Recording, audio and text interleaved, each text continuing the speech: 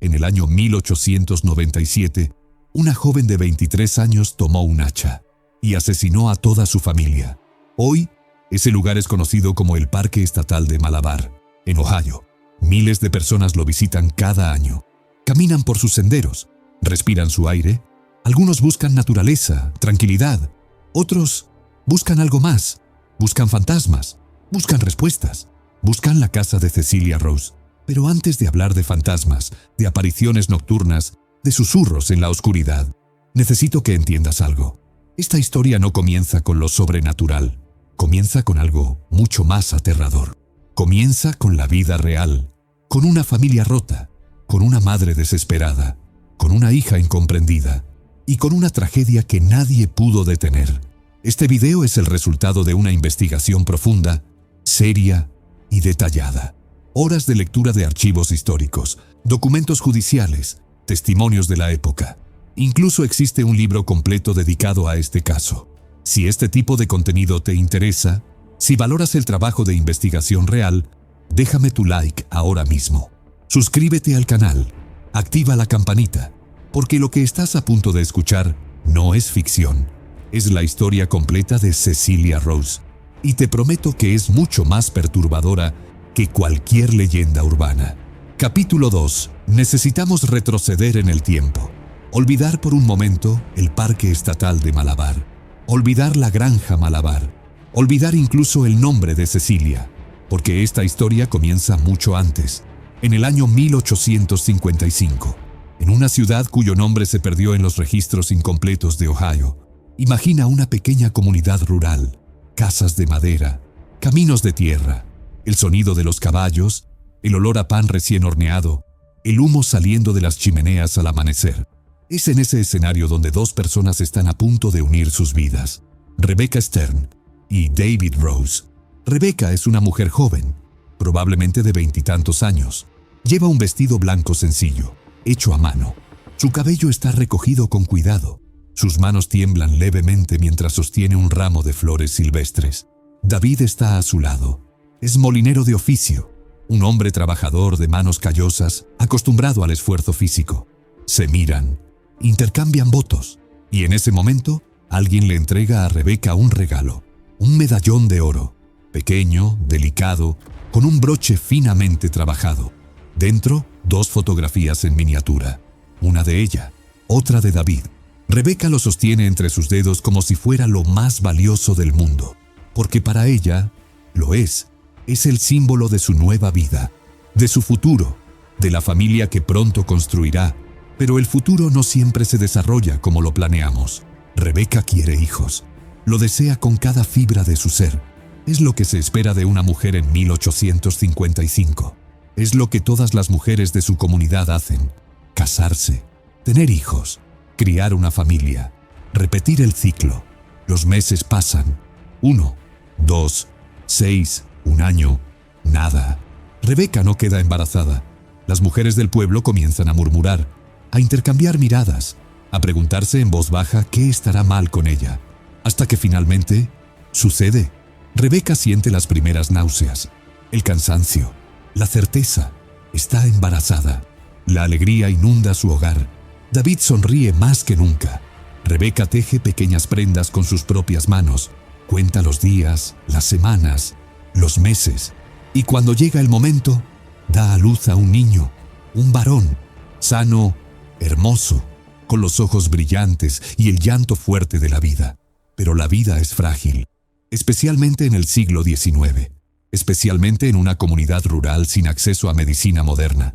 El bebé no llega a cumplir un año, una fiebre, una enfermedad que nadie pudo diagnosticar.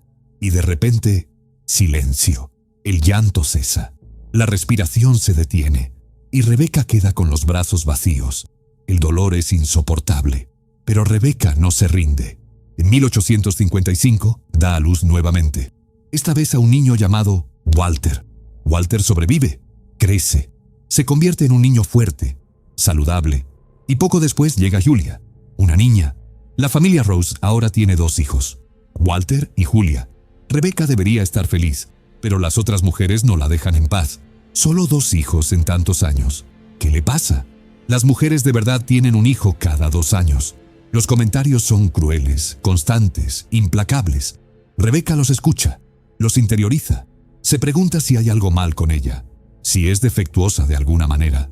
Los años pasan. Walter crece, Julia crece, Rebeca envejece. Llega a los 40 años. En 1873, eso es ser una mujer anciana. Una mujer cuya fertilidad debería haber terminado hace años. Una mujer que debería estar pensando en ser abuela, no en ser madre nuevamente. Pero entonces sucede algo inesperado, algo que nadie en la comunidad puede entender. Rebeca está embarazada otra vez, a los 40 años, cuando todos asumen que ya entró en la menopausia, cuando su cuerpo debería haber dejado de ser capaz de concebir. Los rumores explotan. ¿Cómo es posible? ¿De quién es ese hijo? Debe ser un milagro o una maldición. Pero Rebeca no responde, no explica, no se justifica, simplemente espera. Y cuando llega el momento, nace Cecilia. Capítulo 3. Cecilia Rose llega al mundo en 1873. Pero desde el primer momento, es evidente que algo es diferente. No llora como los otros bebés. Su mirada parece perdida. Sus movimientos son lentos, descoordinados. Conforme pasan los meses, las diferencias se hacen más obvias. Cecilia no alcanza los hitos de desarrollo que se esperan. No gatea cuando debería. No habla cuando debería. No responde a su nombre con la claridad que se espera. En 1873 no existe un diagnóstico formal para lo que Cecilia tiene. No hay psicólogos infantiles. No hay evaluaciones de desarrollo. No hay terapias. Solo hay observación y juicio. Rebeca ve a su hija y siente una mezcla de amor y confusión. ¿Por qué Cecilia es así? ¿Es un castigo? ¿Es su culpa por haber tenido un hijo tan tarde en la vida? Las preguntas la atormentan, pero no hay respuestas. Solo hay realidad. La realidad de criar a una niña que el mundo no entiende. Cecilia no es completamente incapaz. Tiene momentos de lucidez. Puede aprender ciertas cosas. Puede comunicarse, aunque de manera limitada. Pero en otros aspectos está claramente atrasada respecto a otros niños de su edad. Y en una época donde la diferencia es vista con miedo y desprecio, eso la convierte en un blanco. Pero hay algo más, algo que complica aún más la situación de esta familia. David Rose, el padre, el molinero que se casó con Rebeca hace casi 20 años, no es el mismo hombre. David fue llamado a la guerra civil, no como soldado de infantería, no para empuñar un rifle en el frente de batalla, sino como molinero. Su trabajo era alimentar a las tropas, moler el grano, hornear el pan, asegurar que los soldados tuvieran qué comer. Parece un trabajo seguro, ¿verdad? Lejos del peligro, lejos de las balas, pero la guerra no distingue. La guerra no respeta roles, y la guerra llegó hasta David de todas formas. Durante su servicio, el lugar donde trabajaba fue invadido en varias ocasiones. El estruendo de los cañones, el grito de los hombres, las explosiones que hacían temblar la tierra. David estuvo expuesto a todo eso, y su cuerpo, su mente, pagaron el precio. Cuando regresó a casa alrededor de 1865, ya no era el mismo. Sus oídos zumbaban constantemente. Había perdido parte de su audición. Su visión estaba deteriorada. Pero eso no era lo peor. Durante la guerra contrajo algún tipo de infección intestinal, tal vez una bacteria, tal vez un parásito. Nadie lo sabe con certeza. Lo que sí se sabe es que David comenzó a sufrir diarreas severas, persistentes, debilitantes, y nunca se recuperó. Nunca. Imagina vivir así, día tras día, año tras año, tu cuerpo traicionándote constantemente. El dolor, la debilidad, la humillación. Cuando David regresó, las mujeres del pueblo volvieron a murmurar. Volvió de la guerra y Rebeca no quedó embarazada de inmediato. ¿Qué clase de hombre es? Seguro ni siquiera puede cumplir con sus deberes maritales. Pero la verdad es mucho más triste. David está enfermo, física y mentalmente destrozado. ¿Cómo se supone que un hombre en ese estado va a pensar en tener más hijos? ¿Cómo se supone que va a funcionar como cabeza de familia? Y sin embargo, años después, en 1873, nace Cecilia. ¿Ves la ironía? ¿Ves la crueldad del destino? Un hombre roto por la guerra, una mujer juzgada por su edad y una niña que nace diferente. incomprendida, vulnerable. Esta es la familia Rose, y apenas estamos comenzando. Capítulo 4. David Rose era un hombre que caminaba como un fantasma. Su piel tenía un tono grisáceo, enfermizo. Las ojeras bajo sus ojos eran tan profundas que parecían cuevas. Siempre estaba enfermo, siempre sufriendo. Las diarreas nunca cesaban, el dolor nunca descansaba. Era un hombre visiblemente quebrado. Y sin embargo, necesitaba seguir adelante. Necesitaba proveer para su familia. Así que durante años, David trabajó para otros. Molienda aquí, molienda allá. Trabajos temporales, mal pagados, humillantes para un hombre que alguna vez tuvo su propio oficio. Pero Rebeca y David tenían un plan. Ahorraron, centavo a centavo, mes tras mes, hasta que finalmente tuvieron suficiente. Compraron una propiedad, una casa con un molino. El molino estaba abandonado, paralizado, cubierto de polvo y telarañas. Pero David vio potencial, vio una oportunidad de alejarse de los rumores, de las miradas, de los chismes crueles sobre su esposa y su hija. La propiedad estaba ubicada en un lugar llamado Richmond Land, en Ohio, una región fértil, rodeada de campos de maíz que se extendían hasta donde alcanzaba la vista. La casa era sólida, bien construida, y tenía algo especial. Estaba construida muy cerca del río y cerca de las montañas, donde la piedra permanecía helada durante gran parte del año. Esto permitía algo ingenioso para la época, una especie de refrigerador rudimentario. Imagina pequeñas construcciones adosadas a la casa principal, estructuras de piedra que permanecían frías gracias a la proximidad del agua helada y las rocas congeladas de la montaña. Dentro, los alimentos se conservaban por semanas. Carne, verduras, productos lácteos, todo protegido del calor, del deterioro. Era tecnología simple, pero efectiva, y para una familia como los Rose, que necesitaba ser autosuficiente, era invaluable. David comenzó a trabajar en su propio molino, lentamente, con su cuerpo débil y enfermo, pero con determinación. El negocio empezó a funcionar. Los granjeros de la zona traían su maíz para molerlo. El dinero comenzó a entrar, no mucho, pero suficiente para vivir con dignidad. Cecilia, que ahora tenía 6 años, comenzó a asistir a la escuela, una pequeña escuela cerca de la iglesia luterana del lugar. Allí estudiaban los hijos de todos los residentes de la villa. Y por un momento, por un breve y frágil momento, todo parecía estar bien. Pero había algo más en la familia Rose que necesitamos entender. Algo que complica aún más esta historia. Julia, la hija del medio. Julia se casó con un hombre llamado William Ron. Un año después de la boda, algo extraño comenzó a suceder. Los registros de Julia desaparecieron. Antes, su nombre aparecía en los documentos de la iglesia, en las listas de bautizos, matrimonios, eventos comunitarios. Pero después de ese primer año de matrimonio, nada, como si se hubiera desvanecido en el aire. Se sabe que Julia tuvo un hijo, un niño llamado John. Se sabe que sobrevivió al parto, pero después de eso, silencio. Algunas personas creen que murió, otras no están tan seguras, porque en el siglo XIX había formas en que un hombre podía deshacerse de una esposa, formas que no implicaban su muerte, especialmente si quería volver a casarse. Y eso fue exactamente lo que William Ron hizo años después. Se volvió a casar, sin viudez oficial, sin divorcio documentado. Julia simplemente dejó de existir en los registros. ¿Qué le pasó realmente? Nadie lo sabe. Pero hay teorías oscuras, teorías que la gente de la villa anterior murmuraba en voz baja. Muchos creían que Julia era en realidad la verdadera madre de Cecilia, que Rebeca no había dado a luz a los 40 años, que todo había sido una mentira elaborada para proteger la reputación de la familia.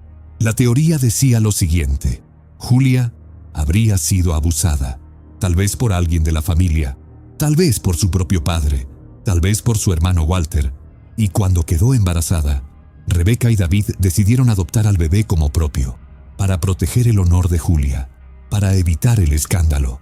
Un año después del nacimiento de Cecilia, Julia se casó apresuradamente con William Ron. ¿Casualidad? ¿O una forma de alejarla rápidamente? Después de la boda, Julia nunca visitó a su familia, nunca escribió cartas, nunca se acercó. Algunos decían que era porque su vida con William no era buena, otros sospechaban cosas más oscuras. ¿Es esta teoría verdadera? No hay forma de saberlo con certeza, pero el hecho de que existiera, de que la gente la creyera, nos dice mucho sobre la familia Rose, sobre las sombras que los rodeaban. Cuando se mudaron a Richmond Land, Cecilia tenía 6 años, pero ya había escuchado los rumores, ya sabía que la gente hablaba de ella, de su madre, de su familia, y Rebecca también lo sabía. Sabía que la gente decía que su esposo había tocado a su hija, que su hijo Walter había tocado a su hija, que Cecilia era producto del incesto. ¿Era verdad? Como dije, no hay forma de saberlo, pero en aquella época, el abuso intrafamiliar no era tan raro como uno quisiera creer. Así que no podemos descartarlo como simple chisme. Lo que sí sabemos es esto: tanto David como Walter eran hombres violentos. David, enfermo y quebrado por la guerra, tenía un temperamento explosivo. Walter, que ahora tenía más de 30 años y seguía viviendo con su madre, era peor, mucho peor. Que un hombre de más de 30 años no estuviera casado en 1879 era extremadamente inusual. El matrimonio era una expectativa social absoluta, pero Walter nunca se casó, nunca se fue de casa. Se quedó allí, trabajando con su padre, viviendo bajo el mismo techo que Rebecca y Cecilia. Rebecca vivía atrapada entre estos dos hombres violentos, pero increíblemente, era ella quien mantenía unida a la familia. Era el pilar, la base, la única razón por la que todo no se derrumbaba. David y Walter trabajaban juntos en el molino, cosechaban frambuesas, procesaban maíz, vendían sus productos a los granjeros locales. Rebecca se encargaba de la casa, cocinaba, limpiaba, administraba y cuidaba de Cecilia. Siempre cuidaba de Cecilia.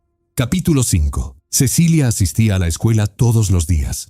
Caminaba por el sendero de tierra junto a los otros niños de la villa. Entraba al edificio de madera cerca de la iglesia luterana. Se sentaba en su pupitre, abría sus libros e intentaba aprender, pero no podía, no como los demás. Cecilia tenía una condición especial, como ya mencionamos. Su desarrollo intelectual estaba comprometido. No podía avanzar de grado.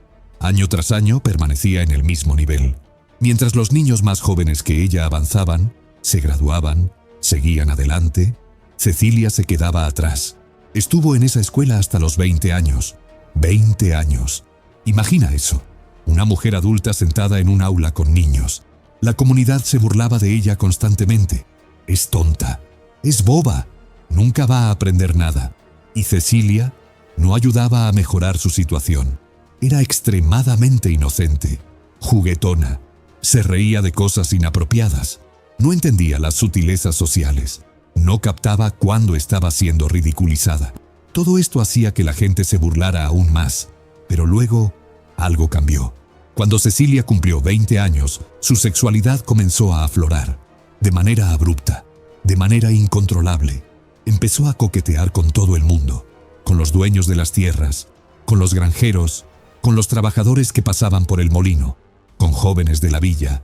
No era sutil. No era discreta. A veces se ponía en situaciones comprometedoras, situaciones que hacían que la gente levantara las cejas, situaciones que preocupaban a Rebecca profundamente. Muchas personas le advirtieron a Rebecca: «Cuidado, alguien podría hacerle daño. No puede andar así por ahí, exponiendo su inocencia». Pero Cecilia no entendía el peligro. Para ella era solo diversión, solo atención, solo la posibilidad de ser vista, de ser querida, y pronto, todo esto se convirtió en una broma en la región. ¿Ya vieron a la tonta de los Rose? Anda detrás de cualquiera. Es una vergüenza. Pero Cecilia tenía una amiga, una chica de la escuela llamada Tracy. Tracy hablaba con ella. Le tenía paciencia. No se burlaba. Y también había un joven, un chico llamado Guy Berry. Guy tenía 16 años. Era apuesto, de buen corazón. Trabajaba duro, como todos en esa época, y a diferencia de los demás, Guy no veía maldad en Cecilia. No se burlaba de ella, no la rechazaba cruelmente. Cuando Cecilia se acercaba, él le hablaba con amabilidad. Si había una fiesta y ella estaba sola, él bailaba con ella. no porque la amara, sino porque era un buen chico. Pero Cecilia malinterpretó esa bondad, la confundió con amor, con interés romántico, y comenzó a decirle a todo el mundo que se iban a casar. Guy y yo nos casaremos en el verano. Guy y yo nos casaremos en el otoño. Guy y yo nos casaremos en el invierno. Al principio Guy lo ignoró. Era solo Cecilia siendo Cecilia, pero luego empezó a seguirlo. Guy salía a trabajar temprano en la mañana, y cuando giraba la cabeza, ahí estaba Cecilia, mirándolo, sonriendo, siguiéndolo por los campos. Empezó a aparecer en su lugar de trabajo, en el camino de regreso a casa, en la iglesia, sentándose justo detrás de él. La situación se volvió incómoda, luego molesta, luego insostenible. Así que Guy hizo lo que cualquier joven habría hecho. Le contó a su padre, un hombre llamado George Berry. La madre de Guy, Angelina Berry, quedó escandalizada cuando se enteró. Esto es inaceptable. Esa chica va a arruinar la reputación de nuestro hijo. Nadie va a querer casarse con él si piensan que está involucrado con ella. Angelina le exigió a George que hiciera algo, que fuera a hablar con David Rose, que pusiera fin a esta situación de una vez por todas, y George obedeció. Un día, George Berry caminó hasta el molino de David Rose. El sonido del agua corriendo, el crujir de las aspas de madera, el olor a grano molido. David estaba trabajando, cubierto de polvo de harina. George se acercó. Los dos hombres se miraron, y entonces George dijo las palabras que cambiarían todo. No quiero a tu hija cerca de mi hijo. Silencio. David se quedó mirándolo fijamente. Cecilia está siguiendo a Guy. La situación es desagradable. Está interfiriendo con su trabajo. La gente del pueblo se está burlando de él. Y yo jamás permitiría que mi hijo se casara con una chica como ella. Las palabras flotaron en el aire como veneno. Una chica como ella. ¿Qué crees que sintió David en ese momento? ¿Humillación? ¿Rabia? ¿Vergüenza? Capítulo 6. Una chica como ella. David entendió perfectamente lo que George Berry quiso decir. Entendió cada palabra, cada sílaba cargada de desprecio. Y en cuanto George salió del molino, David llamó a Cecilia. La golpeó. Una paliza. Fuerte. Brutal. Nunca vuelvas a acercarte al hijo de Barry. Nunca vuelvas a acercarte a Guy. Cecilia lloró. Suplicó. Le rogó a su padre que no le dijera nada a Rebecca. Estaba muriendo de vergüenza. No quería que su madre se enterara. No quería una pelea. No quería más golpes. David le prometió que no diría nada. Pero cuando llegó la hora de la cena, Cecilia se acercaba al comedor y escuchó la voz de su padre, hablando con Rebecca, contándole todo. La promesa rota. Rebecca estaba furiosa, no solo enojada, furiosa. Si te vuelves a acercar a ese muchacho, te voy a encerrar en esta casa para siempre. Para siempre. Las palabras resonaron en la cabeza de Cecilia como campanas de iglesia. Cecilia se puso extremadamente nerviosa. Comenzó a decirle a la gente de la villa que no podía amar a Guy porque sus padres y los padres de él se lo habían prohibido, que el amor verdadero estaba siendo destruido por la crueldad de los adultos, que era una injusticia, pero nadie la tomó en serio. Era solo Cecilia, la tonta, la boba, la chica rara de los Rose. Estamos en 1895, tal vez 1896, y algo en la mente de Cecilia se rompe. Capítulo 7. Cecilia recordaba las reglas de la casa. Había cosas que podía tocar y cosas que estaban terminantemente prohibidas. Una de esas cosas prohibidas era el veneno para ratas. Todas las familias tenían veneno. Era necesario. Los roedores, las plagas, los animales que arruinaban las cosechas. El veneno era común, pero siempre estaba escondido, siempre guardado lejos del alcance de los niños. Cecilia recordó dónde estaba el veneno, y un día decidió preparar el desayuno de la familia. Huevos, queso cottage, café, frutas. Voy a ir a la casita del lago, dijo. La pequeña construcción de piedra junto al agua helada. El refrigerador rudimentario. Fue hasta allá. Tomó el queso, tomó la leche, preparó todo con cuidado. Y en algún momento, cuando nadie estaba mirando, agregó el veneno. Toda la familia comenzó a comer. Walter, el hermano, estaba hambriento. Comió 2 tazones completos de comida, rápido, sin pensar. David también comió bastante. Rebeca comió poco, como siempre. Nunca tenía mucho apetito en las mañanas. Le preguntaron a Cecilia por qué no comía.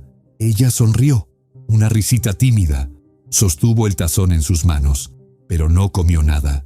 Después del desayuno, todos fueron a trabajar. David al molino, Walter a los campos, Rebeca a las tareas de la casa. David comenzó a sentirse mal, pero continuó trabajando, increíblemente resistente, considerando todos los problemas gastrointestinales que ya tenía. Rebeca comenzó a sentir un dolor de cabeza intenso, luego debilidad, sus piernas temblaban. Le pidió agua a Cecilia. Cecilia le llevó un vaso. Rebeca bebió, y en el momento en que el agua tocó su estómago, comenzó a vomitar, violentamente, sin control, y luego se desmayó. Cecilia comenzó a gritar: ¡Ayuda! ¡Vayan a buscar a mi padre! Mi madre está muy mal. Encontraron a David, también encontraron a Walter. Ambos estaban sintiéndose terriblemente mal. Corrieron a buscar al médico del lugar, y entonces comenzó la agonía. Los 3 empezaron a sentir una sed insoportable. Bebían agua, vomitaban, bebían más, vomitaban más, pero no morían rápido. No como Cecilia esperaba. Ella había visto cómo el veneno afectaba a los animales. Rápido, efectivo. En minutos, todo terminaba. Pero con su familia era diferente. Lento, prolongado, agonizante. Cecilia estaba frustrada. No entendía qué había salido mal. David y Walter murieron con una semana de diferencia. Primero uno, luego el otro. Ambos pasaron días en casa, convalecientes, sufriendo. El médico que atendió a la familia era joven y comenzó a sospechar. Le preguntó a Cecilia si no se sentía mal. No, estoy perfectamente bien. Eso era extraño. Toda la familia enferma. ¿Excepto ella?, preguntó de nuevo. ¿Segura que no tienes ningún síntoma? Bueno, tal vez un poco indispuesta. Pero el médico podía ver que mentía. No estaba indispuesta. No había vomitado.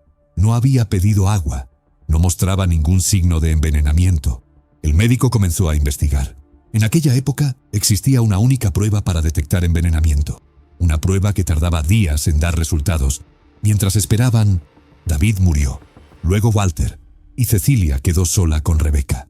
Capítulo 8. La villa entera se puso en alerta. Cecilia ahora estaba sola con su madre, la única sobreviviente además de Rebeca, y la gente comenzó a murmurar. Si alguien le hizo algo a esa familia, fue Cecilia. Es malvada. No debería estar cerca de Rebeca. Discutían en la iglesia, en las calles, en las casas. ¿Qué se debía hacer con Cecilia? Rebeca, que hasta ese momento había sido objeto de críticas constantes, de burlas, de desprecio, de repente se convirtió en la buena mujer, la pobre viuda, la víctima. Estaba sola en esa casa con la mujer que probablemente había matado a su esposo y a su hijo. La gente habló con el sheriff, con el fiscal, con las autoridades. Tienen que hacer algo. Tienen que arrestarla. Es peligrosa, pero la respuesta fue siempre la misma. No hay pruebas. No podemos hacer nada. No hay evidencia de que ella haya cometido ningún crimen. Quien más visitaba a Rebeca era el líder religioso de su iglesia. Iba todos los días. Oraba con ella. Le llevaba comida. Otros vecinos también la visitaban. Querían asegurarse de que estuviera bien. Querían vigilar a Cecilia. Y lo que vieron los sorprendió. Cecilia cuidaba a su madre con amor, con ternura, con dedicación. Al principio Rebeca no podía comer nada. Su cuerpo rechazaba todo. Igual que David y Walter antes de morir, el cuerpo simplemente se envenenaba más y más. Ni una gota de agua podía quedarse adentro. Fue una agonía terrible, realmente terrible. Pero Rebeca comenzó a mejorar, poco a poco. Primero pudo beber líquidos sin vomitar. Luego pudo comer alimentos sólidos. El médico dijo que se recuperaría, que tendría algunas secuelas en el futuro, pero nada grave, que no tenía que preocuparse, que solo debía concentrarse en recuperarse. Mientras tanto, el médico observaba cómo Cecilia trataba a Rebeca. Cada gesto, cada palabra, cada acción. Y Cecilia era amorosa, realmente amorosa. Pero cuando le hacían preguntas, sobre lo que había pasado, sobre el desayuno, sobre la enfermedad. Cecilia siempre miraba a Rebeca primero, luego respondía, y sus respuestas eran complejas, demasiado elaboradas para alguien con deficiencia intelectual, demasiado precisas, demasiado ensayadas. Y después de cada respuesta, Cecilia miraba a su madre con expresión de ¿lo dije bien? ¿Está todo correcto? Y Rebeca siempre asentía con la cabeza. Muchos creen que Rebeca comenzó a proteger a Cecilia, porque era el único miembro de su familia que había sobrevivido.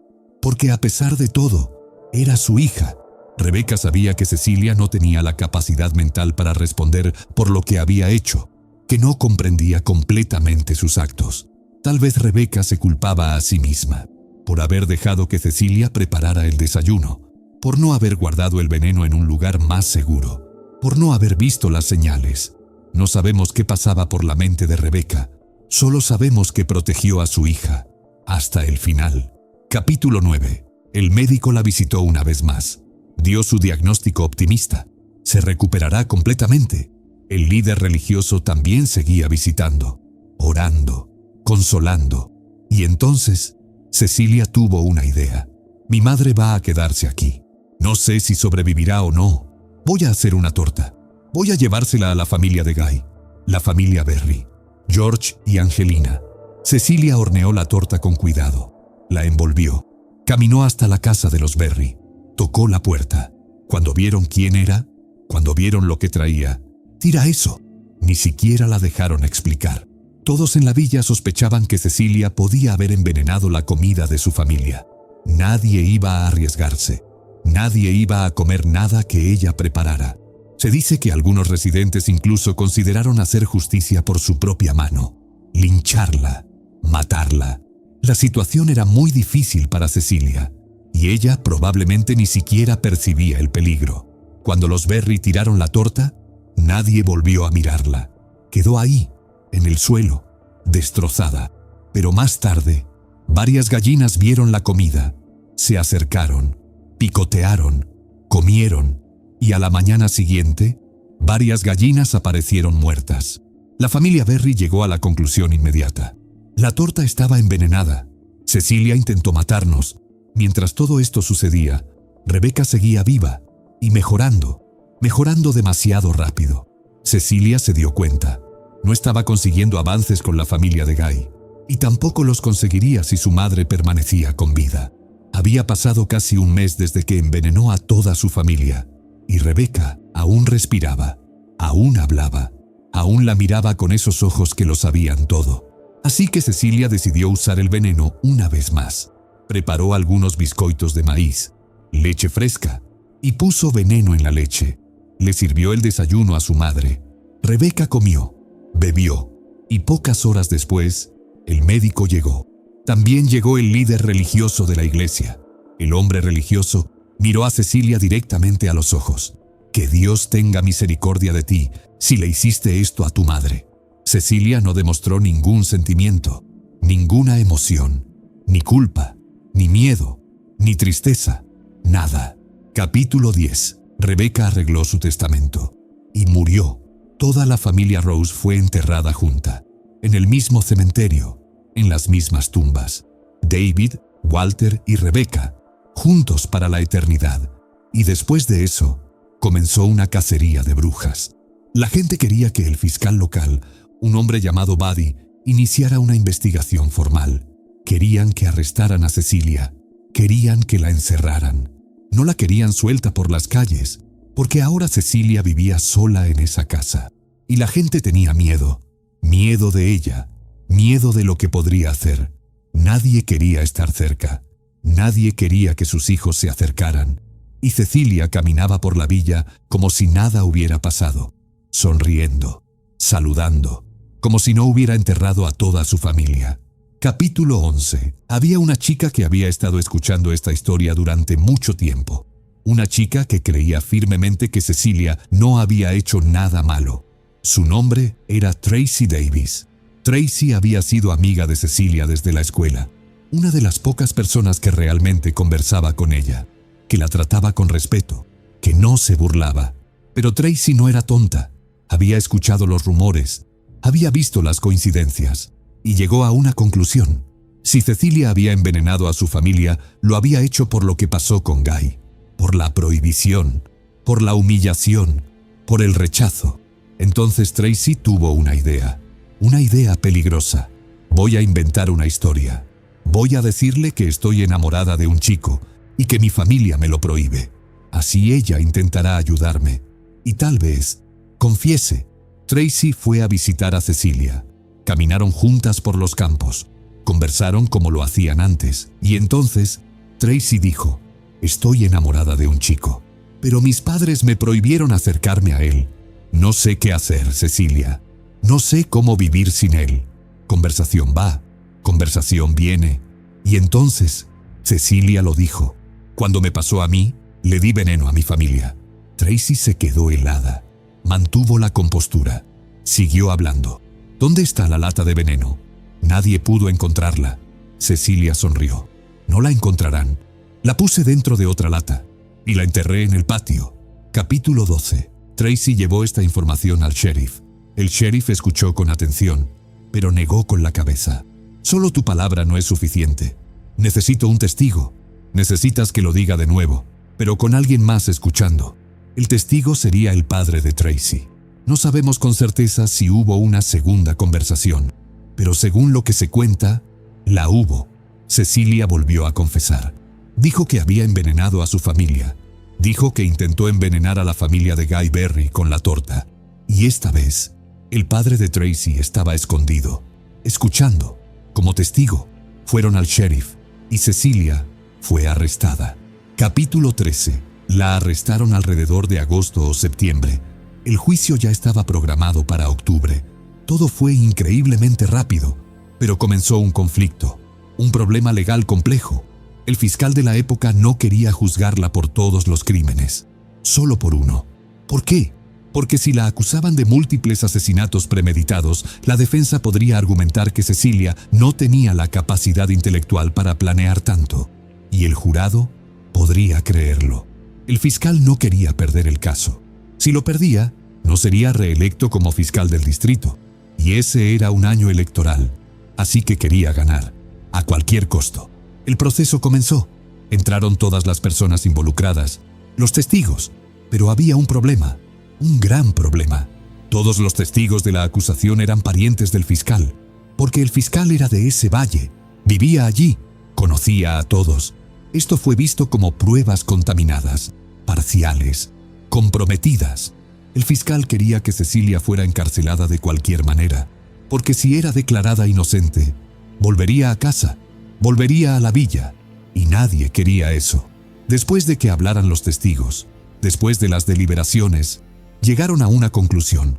No irían a prisión, irían al Hospital Estatal de Lima, en Ohio, un sanatorio. Allí recibiría cuidados, allí estaría contenida. Y según dijeron, no habría forma de que saliera, tendría que quedarse allí para siempre. Capítulo 14. Cuando Cecilia fue llevada al Hospital de Lima, algo inesperado sucedió. Se convirtió en una de las internas más queridas. Muchos de los elementos que ayudaron a que esta historia se contara, que se escribiera en libros, que se representara en obras de teatro, vinieron justamente de personas que trabajaban en Lima, personas que conocieron a Cecilia, que la apreciaban. Cecilia vivía jugando, vivía cantando, era alegre, y muchas personas sentían lástima por ella. Tenía privilegios que otros internos no tenían. Cuando llegó al hospital, Cecilia llevó consigo algo muy especial, el medallón de su madre, el medallón de oro que Rebeca había recibido como regalo de bodas. Cecilia hacía muchas oraciones apretando el medallón. Lo apretaba tan fuerte que llegó a abollarlo, deformarlo. Las personas que pasaban por los pasillos la escuchaban rezar. Quiero estar junto con mis padres. Quiero estar con ellos. Por favor, déjenme estar con ellos. Al principio muchos la veían de una manera. La veían como una asesina, como un monstruo. Pero después de que estuvo en el hospital, se dieron cuenta de que realmente no tenía mucha noción de lo que había hecho. Sin embargo, todos también sabían que lo que había hecho era horrible, imperdonable, y que no había forma de dar marcha atrás. Cecilia permaneció en ese hospital por casi 40 años. Murió en 1934. Tenía 61 años de edad. La única fotografía que existe de ella, que aparece en todos los documentos, en todos los libros, fue tomada en el hospital de Lima. No es una fotografía muy buena, pero es la única que tenemos. Y el medallón dicen que existe hasta el día de hoy, en manos de un coleccionista de arte. Capítulo 15. La propiedad de la familia Rose fue a remate. La casa, las tierras, el molino, todo pasó por muchas manos diferentes. Tuvo muchas modificaciones, cambios en la estructura, renovaciones, hasta que alrededor de 1950, 1960, ese lugar pasó a formar parte de una granja. Cercaron todo, construyeron instalaciones nuevas y nació la Granja Malabar. El dueño era un hombre que había escrito varios libros, un periodista importante de la época. Decidió comprar las tierras de esa zona y crear la granja. Escribía mucho sobre la India. Por eso decidió darle un nombre indio a la granja, Malabar. Quiso hacer de todo: plantar, criar animales, experimentar con técnicas agrícolas avanzadas, pero los métodos de cultivo y crianza que quería implementar eran de alto nivel, costosos. No podía hacerlos rentables. Las cosas comenzaron a salir muy mal. Se hundió en deudas, hasta que decidió dejar de lado la parte agrícola y enfocarse solo en ganado de carne. Eso dio dinero, por un tiempo, pero lo que realmente parecía gustarle era exhibir la granja a personas importantes de la sociedad: actores, actrices, formadores de opinión, críticos literarios. Y lo más interesante, cuando las personas se hospedaban allí, tenían que trabajar en la granja también. El hombre también comenzó a usar como fertilizante el estiércol de las vacas. Se volvió conocido por mantener esa granja prácticamente sustentable. La granja producía lo que necesitaba para seguir funcionando. Todo eso llamaba mucho la atención. Era innovador para la época. Hasta que un día murió. Y cuando murió, sus herederos dijeron: «No queremos esta granja. Nuestro padre le debía dinero al Estado. ¿Podemos hacer un intercambio?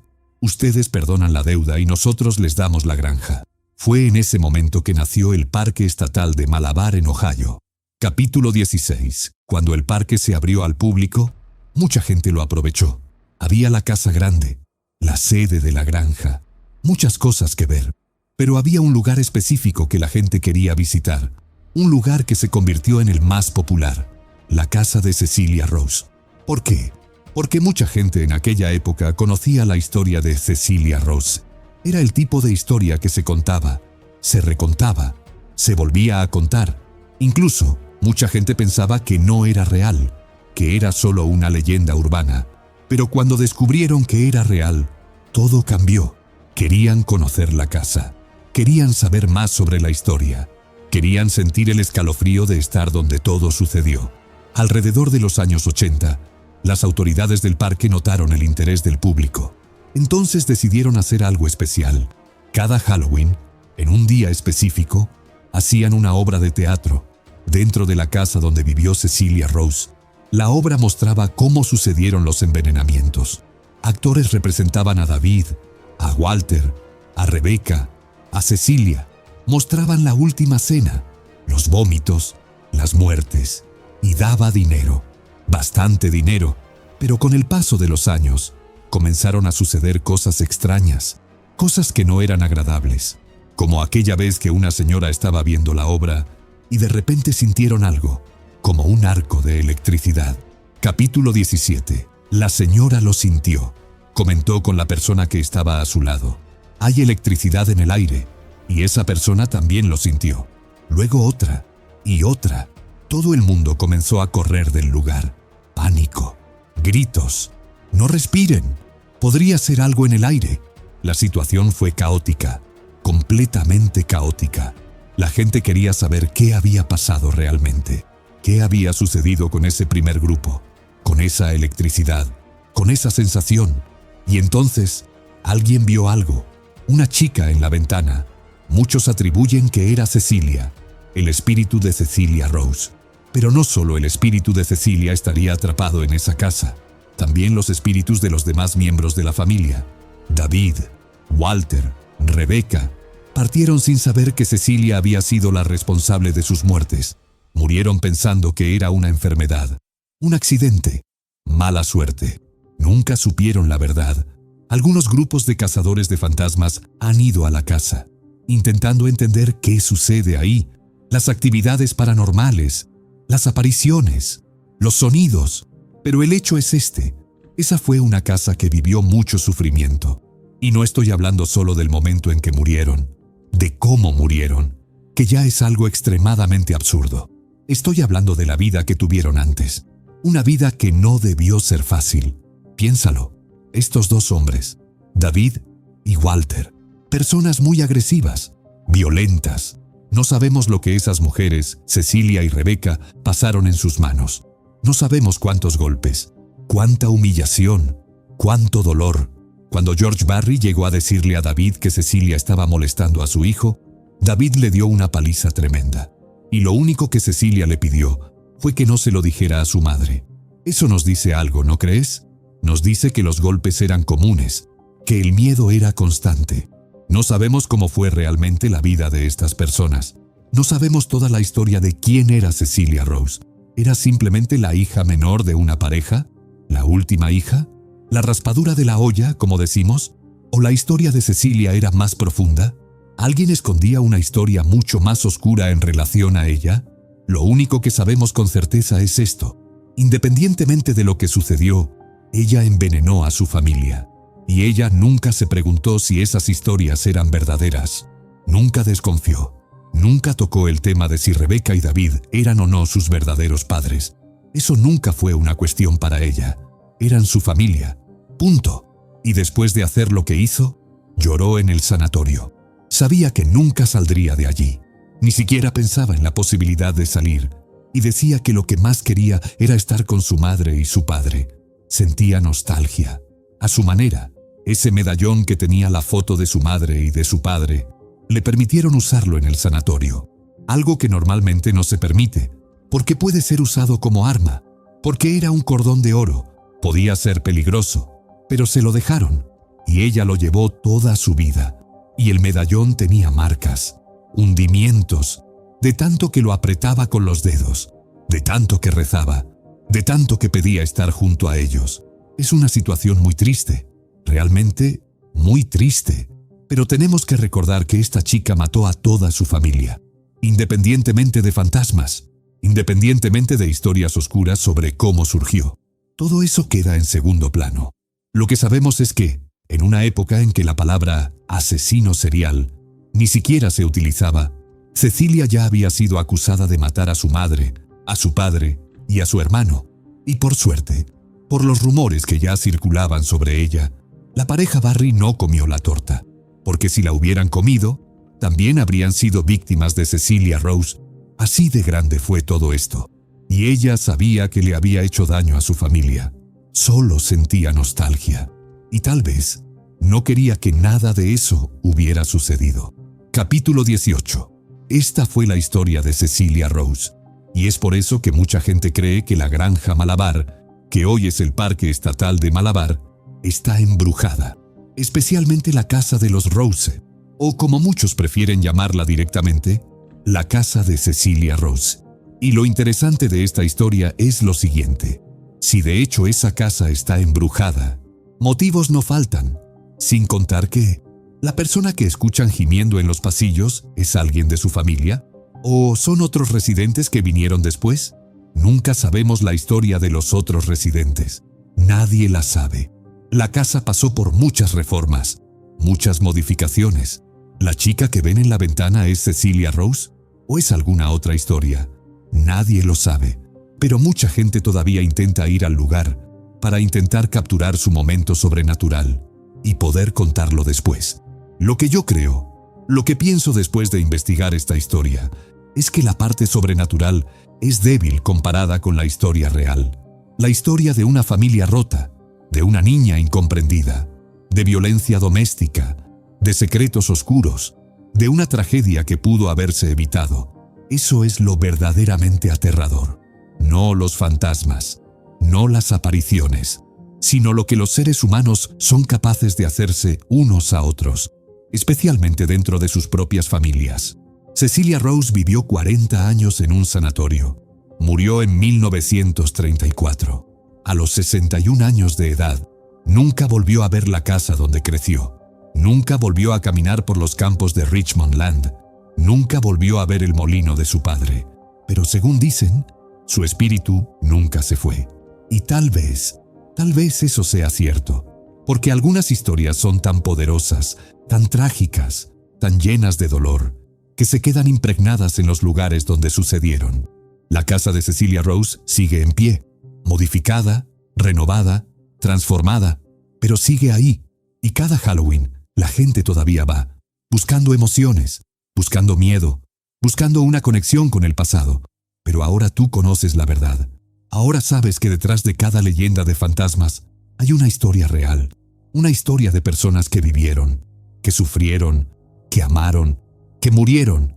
Esta fue la historia de Cecilia Rose, una historia de true crime, una historia de tragedia familiar, una historia que nunca debió suceder, pero sucedió y quedó grabada para siempre en la historia de Ohio, en los archivos judiciales, en los libros, en las leyendas y ahora en tu memoria. Gracias por quedarte hasta el final.